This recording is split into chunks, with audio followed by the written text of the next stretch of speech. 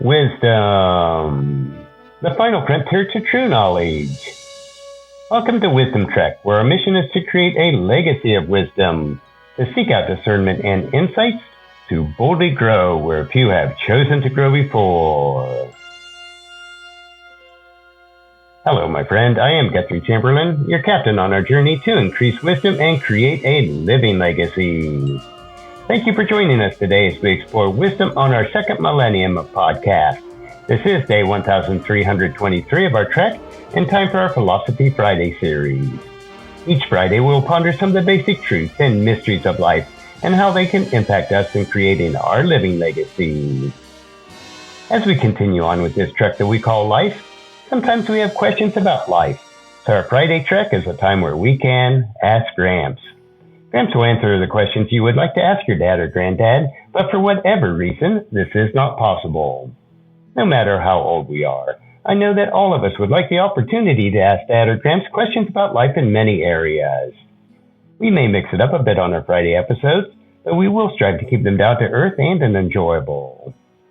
If you have any questions that you would like to ask Gramps, please email them to guthrie@wisdom-trek.com. So the question for this week is, hey Gramps, with it being around Valentine's Day, you hear a lot about giving flowers and chocolate to show your love, but that isn't what love is about. As I suppose with all ages, we hear so much about erotic love today. I know that it is an aspect of showing love, but can you give me a description of an all-encompassing love for someone? So our answer today will be about true love. That is a great question, and one that is so appropriate as we will be releasing this episode on Valentine's Day. For Paula and me, this will be our 41st Valentine's Day together, and we look forward to at least another 41 years. I have to say that Paula has truly been a blessing to me, and I am certain that Paula would echo that sentiment. To have a spouse that is so dedicated to pure and loving marriage is a blessing beyond measure. Love for us has been fairly easy because from the very beginning, we knew that love for each other is a choice that we would make each day, and it will be that way until God takes us home to be with Him. That being said, our love is also based on biblical teaching of what true love is and what love is not. There are two passages that come to mind when I think of biblical love. The first one is John chapter 15, verses 9 through 14, and this is Jesus speaking. I have loved you even as the Father has loved me. Remain in my love.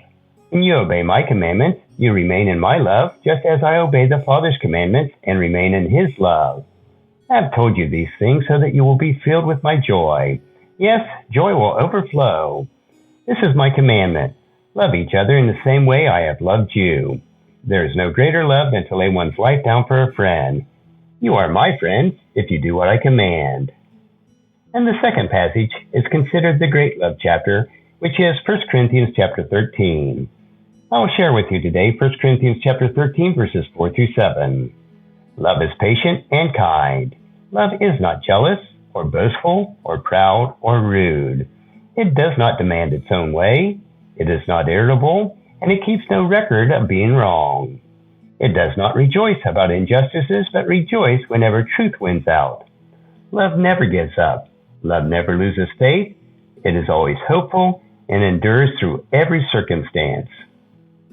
Now, if you follow these two passages and allow them to be integrated into the very fabric of your life, then you will love others properly, and they, in turn, will love and appreciate you. And that's a wrap for today's question. Join us again next Friday for another question on our Ask Gramps episode.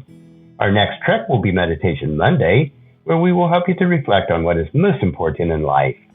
So I encourage your family and friends to join us and to come along with us on Monday for another day of Wisdom Trek, creating a legacy.